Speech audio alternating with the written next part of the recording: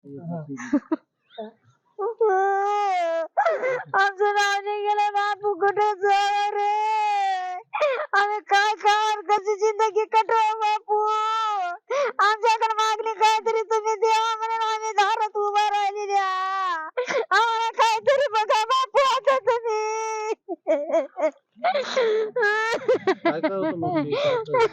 आमच्या सोयाबीन गेले बापू तुरीच्या वाऱ्या गेले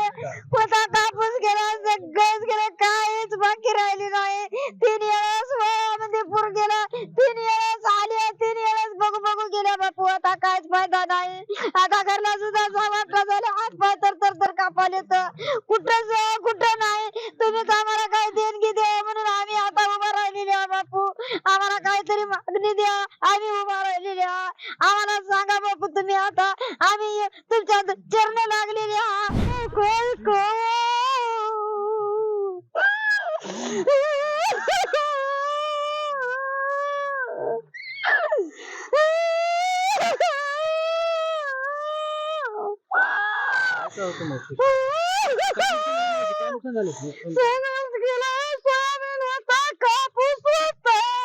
कापूस सगळा फुटलेला गेला पहिले बाप 3 वेळेस पूर वारातून गेला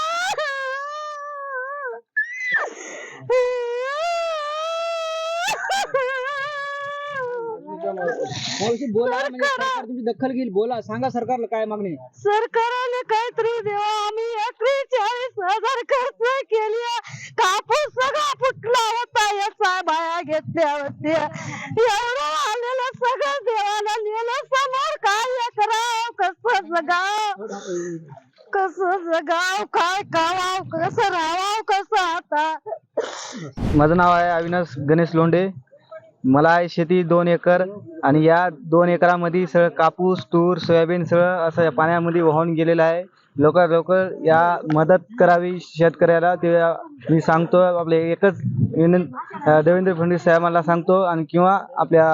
अजितदादा असो किंवा कोणी आपले आमचे हे असो कोणी आणि लवकर आमची मदत करावी ही माझी नम्र विनंती आहे आणि सगळं पूर्णपणे आमचे पूर्ण वावर वाहून गेलेलं आहे काहीच राहिलं नाही कापूस तूर सोयाबीन सगळं याच्यामध्ये वाहून गेलेलं आहे लवकर मदत करावी सरकारने आता isakal.com आहे देशातील नंबर 1 ची मराठी न्यूज वेबसाईट प्रत्येक अपडेटसाठी isakal.com ला नक्की भेट द्या.